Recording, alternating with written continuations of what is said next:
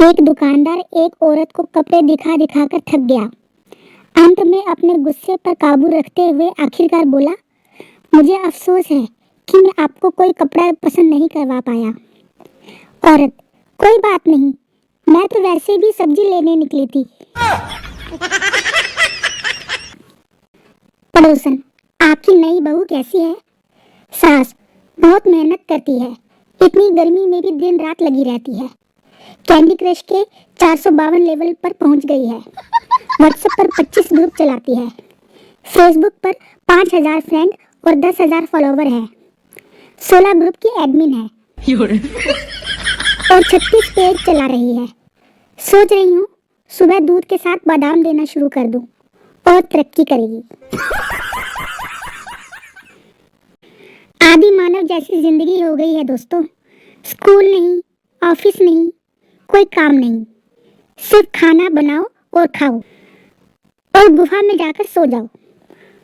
और तो और सब्जी और दूध लेने भी जाओ तो लगता है जैसे शिकार करने निकले हों। पप्पू ने अमरूद लिए तो उसमें से कीड़ा निकला। इसमें तो कीड़ा है, अमरूद वाला। ये किस्मत की बात है, क्या पता अगली बार मोटरसाइकिल निकल जाए। पप्पू, ठीक है तो फिर 2 किलो और दे दो। संता डॉक्टर के पास जाता है। संता, डॉक्टर साहब, क्या आपको यकीन है कि मुझे मलेरिया ही है?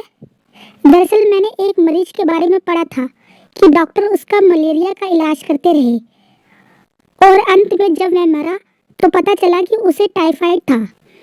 डॉक्टर, चिंता मत करो, हमारे अस्पताल में ऐसा कभी नहीं होता। हम अगर किसी का मलेरिया का इलाज करते हैं तो वह मलेरिया से ही मरता है। कल रात एक पति दोस्तों के साथ सत्य पर चर्चा करके लौटा तो थोड़ी देर हो गई थी।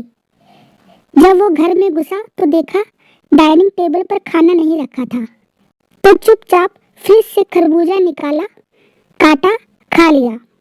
मीठा कम था, थोड़ा सख्त भी लगा, चबाने में कठिनाई भी हुई, लेकिन क्या करता, भूख लगी थी तो खाकर सो गया। जब वो उठा तो देखा पत्नी सबसे पूछती फिर रही है, फिर से कद्दू कहाँ गायब हो गया? तो पति फिर से आंखें बंद करके लेट गया। सरदार टीटी से, मुझे सुबह 4 बजे लुधियाना में उठा देना, अगर मैं ना जागूं तो जबरदस्ती उतार देना। सुबह 8 बजे सरदार जागा तो लुधियाना निकल चुका था और ट्रेन अमृतसर पहुंच रही थी। सरदार टीटी को खूब गालियां देने लगा। टीटी चुपचाप था। लोगों ने टीटी से कहा, वो इतनी गालियां दे रहा है और तुम चुपचाप सुन रहे हो। टीटी, मैं ये सोच रहा हूँ कि सुबह 4 बजे जिस सरदार को जबरदस्ती उतार दिया था वो कितनी गालियां दे रहा होगा। एक दिन अच्छे मूड में पति ने पत्नी से कहा, डार्लिंग, तुम्हें याद है 25 साल पहले मेरे पास किराए का एक कमरा, एक table fan, black and white TV और एक साइकिल हुआ करती थी। लेकिन मैं एक 25 साल की खूबसूरत और स्लिम लड़की के साथ रहता था। आज मेरे पास सेंट्रल एसी बंगला, 4 LED टीवी और लिमोसिन कार है, लेकिन मैं एक 50 साल की महिला के साथ रहता हूँ।